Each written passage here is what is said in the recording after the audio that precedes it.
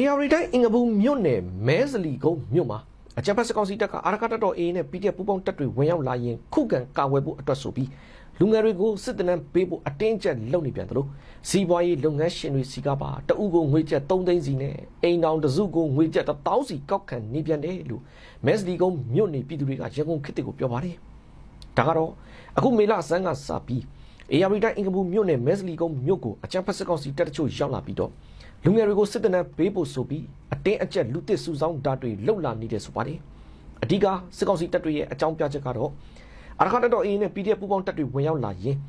အဲ့ဒီမဲစလီကုန်းမြို့မှာအဓိကခန်းစစ်တပ်နေရအဖြစ်ခုခံမှုအတွက်လူငယ်တွေကိုပါသူတို့စစ်တပ်ဘက်ကနေကူတိုက်ပေးဖို့စစ်တပ်နဲ့ပေးတာဖြစ်တယ်လို့ပြောပြီးအဲ့ဒီမဲစလီကုန်းမြို့မှာစစ်ကောင်စီရဲ့အနောက်တောင်တိုင်းစစ်ဌာနချုပ်ဌာနခွဲတစ်ခုအဖြစ်အနေနဲ့ပါခုခံစစ်ပြင်ဆင်ခိုင်းတာဖြစ်တယ်လို့လည်းဒေသခံတွေကပြောပါတယ်။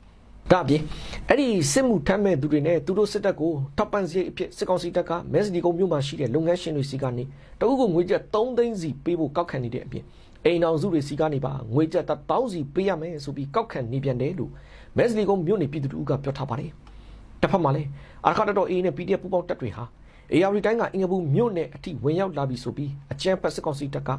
အင်္ဂပူမြို့နယ်အတွင်းကကျေးရွာတချို့ကိုလေကြောင်းကနေဇက်တိုက်ပုံကျဲတိုက်ခိုက်တာတွေလှုပ်ဆောင်ခဲ့ပြီးတစ်ဖက်ကအင်္ဂပူမြို့နယ်မှာရှိတဲ့ကျေးရွာနေလူငယ်တွေကိုလည်းသူတို့စစ်တပ်ဘက်ကနေကူတိုက်ဖို့အတွက်စစ်တပ်နဲ့တိုက်ရမယ်ဆိုပြီးမဲစလီကုန်းမြို့ကိုစင့်ခေါ်တာတွေလုပ်နေပြန်တယ်လို့ဒေသခံပြည်သူတွေကပြောထားကြပါတယ်ခင်ဗျာ